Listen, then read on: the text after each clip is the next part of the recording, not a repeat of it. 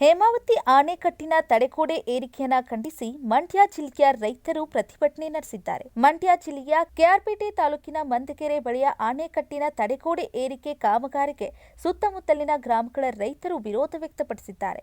75 ವರ್ಷಗಳ ಹಿಂದೆ ಭರೂಕಾ power plant ವಿದ್ಯುತ್ ಉತ್ಪಾದನೆಗೆ ಆಣೆಕಟ್ಟಿನ ಎತ್ತರ ಏರಿಕೆ ಮಾಡಿದ್ರಿಂದ ರೈತರ 100 ಎಕರೆ ಜಮೀನು ಮುಳುಗಡೆಯಾಗಿತ್ತು. ಮುಳುಗಡೆಯಾದ ಜಮೀನಿನ ರೈತರಿಗೆ ಸರಿಯಾದ ಪರಿಹಾರ ನೀಡಿಲ್ಲ.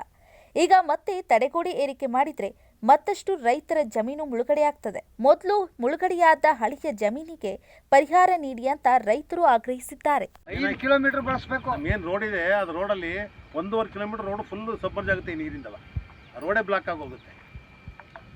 ಒಂದು ಚೂರು ರೋಡ್ ಇರೋದಿಲ್ಲ. ನಾವು 5 ರಿಂದ 6 ಕಿಲೋಮೀಟರ್ ಬಳಸ್ಕೊಂಡು ಇನ್ನೊಂದರಲ್ಲಿ ಊರಿಗೆ ಹೋಗ್ಬೇಕು. ಸುಮಾರಲ್ಲಿ 150 ಮನೆ ನಾವು ಗ್ರಾಮಸ್ಥರಿದ್ದೀವಿ. ಒಬ್ರಿಗೂ ₹1 ಇವತ್ತಿನವರೆಗೂ ಪರಿಹಾರ ಕೊಟ್ಟಿಲ್ಲ. ಈ ಕಡೆ ಇವ್ರು ಕೇಳಿದ್ರೆ ಗೌರವನವರು ಹೇಮಾವತಿ ಅವ್ರು ಕೊಡಬೇಕು ಅಂತಾರೆ. ಇವ್ರು ಕೇಳಿದ್ರೆ ನಾವು ಕಟ್ಟಾಗಿದ್ದೀವಿ ನಿಮಗೆ ಕೊಡಬೇಕಾಗಿಲ್ಲ ಅಂತಾರೆ. ಈ ಥರ ಆಗೋಗಿದೆ. ನಾವು ರೈತರುಗಳು ಸುತ್ತಿ ಸಾಕಾಗಿದ್ದೀವಿ. ಸರ್ಕಾರ ಗಮನಕ್ಕೂ ತಂದಿದ್ದೀವಿ, ಮಿನಿಸ್ಟ್ರುಗಳ ಗಮನಕ್ಕೆ ತಂದಿದ್ದೀವಿ. ಯಾರು ಕೂಡ ಇದ್ರ ಬಗ್ಗೆ ಚಕಾರ ಎತ್ತಾ ಇಲ್ಲ. ಇದಕ್ಕೆ ಎಲ್ಲರೂ ಕೂಡ ಶಾಮೀಲಾಗಿದ್ದಾರೆ. ಅದರಲ್ಲೂ ಹೇಮಾವತಿ ಅವರಂತೂ ಇದು ತುಂಬ ಶಾಮೀಲಾಗಿದ್ದಾರೆ. ಇವರ ಶಾಮೀಲಿಂದನೇ ಇವತ್ತು ನಮ್ಮ ಬರಕೋದವ್ರಿಗೆ ಅನುಕೂಲ ಆಗಿದೆ, ರೈತರಿಗೆಲ್ಲ ತೊಂದರೆ ಆಗಿದೆ.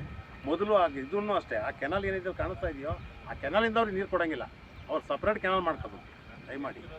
ಮತ್ತು ಈ ಕಟ್ಟೆಗೇನು ಕಟ್ಟಿದಾರೋ ಅವರು ಅದು ಪರಿಹಾರ ಕೊಟ್ಟು ಆನಂತರ ಈ ಹೇಮಾವತಿಯವರಾಗ್ಬೋದು ಸರ್ಕಾರದವರಾಗ್ಬೋದು ಕಟ್ಟೆ ಕೆಲಸನ ಮಾಡಿಸ್ತೀವಿ. ನಾವು ಅದಕ್ಕೆ ವಿರೋಧ ಇಲ್ಲ. ಅದರ ಮೊದಲು ಪರಿಹಾರ ಕೊಟ್ಟಿದೆ. ಸರ್ಕಾರ ಕೊಟ್ಟಿರ್ತಕ್ಕ ಅನುಮತಿ ಏನು ಕೊಟ್ಟಿದ್ದಾರೋ ಅನುಮತಿ ಕೊಡಬೇಕಾದ್ರೆ ಷರತ್ತುಗಳನ್ನ ಕೂಡ ಹಾಕಿಕೊಟ್ಟಿದ್ದಾರೆ.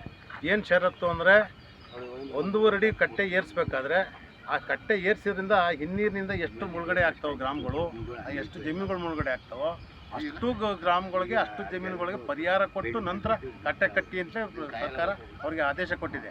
ಆದರೆ ಅದನ್ನು ಉಲ್ಲಂಘನೆ ಮಾಡಿ ಅವರು ಕಟ್ಟೆ ಕಟ್ಟಿದ್ದಾರೆ. ರಾತ್ರಿ ಕಟ್ಟೆನ ನಿರ್ಮಾಣ ಮಾಡ್ಕೊಂಡಿದ್ದಾರೆ. ರೈತರು ಕೇಳೋಕೆ ರೈತರ ಮೇಲೆ ಗಲಾಟೆ ಮಾಡೋದು, ಬಲಶಾಲಿಗಳನ್ನ ಕರ್ಕೊಳ್ಳೋದು, ಅವ್ರನ್ನ ಶಾಮೀಲು ಆಗೋದು, ರೈತರ ಮೇಲೆ ಕೇಸ್ ಹಾಕೋದು, ರೈತರಿಗೆ ಹೆದರ್ಸೋದು, ಈ ಥರ ಮಾಡಿ ಅವ್ರದೇ ಒಂದು ಸಾಮ್ರಾಜ್ಯ ಕಟ್ಕೊಂಡಿದ್ದಾರೆ ಇಲ್ಲಿ. ಇದರಿಂದ ಈ ಬರಕೋದವ್ರು ಬಂದ ಮೇಲೆ ಇಲ್ಲಿ ನಮ್ಮ ಮಂದಗೆರೆ ಇಡೀ ಗ್ರಾಮದ ಸುತ್ತಮುತ್ತ ಹಳ್ಳಿಗಳೆಲ್ಲ ಹಾಳಾಗೋಗಿದ್ದಾವೆ. ಅದರಿಂದ ನಮಗೇನು ಪ್ರಯೋಜನ ಇಲ್ಲ. ಆದರೆ ಎಲ್ಲವೂ ಹಾಳಾಗಿದ್ದಾವೆ.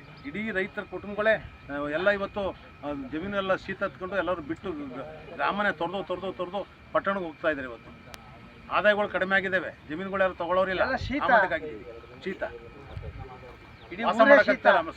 ಸೊಳ್ಳೆ ಕಾಟ, ಹಾವುಗಳ ಕಾಟ, ಇಲ್ಲಿ ಚೇರ್ಗಳ ಕಾಟ, ಈ ಥರ ಆಗಿ ಇವತ್ತು ಇಡೀ ರೈತರೆಲ್ಲ ಅವ್ರ ಕುಟುಂಬಗಳೆಲ್ಲ ಬೇರೆ ಕಡೆ ಚಿಕ್ಕಮಂದಿಗೆ ಹೋಗಂಗೆ ಇಲ್ಲ. 5 ಕಿಲೋಮೀಟರ್ ಬಳಸಬೇಕು. ನ್ಯೂಸ್ ಅಲರ್ಟ್ ನಿಮ್ಮಿಂದ ನಿಮಗಾಗಿ.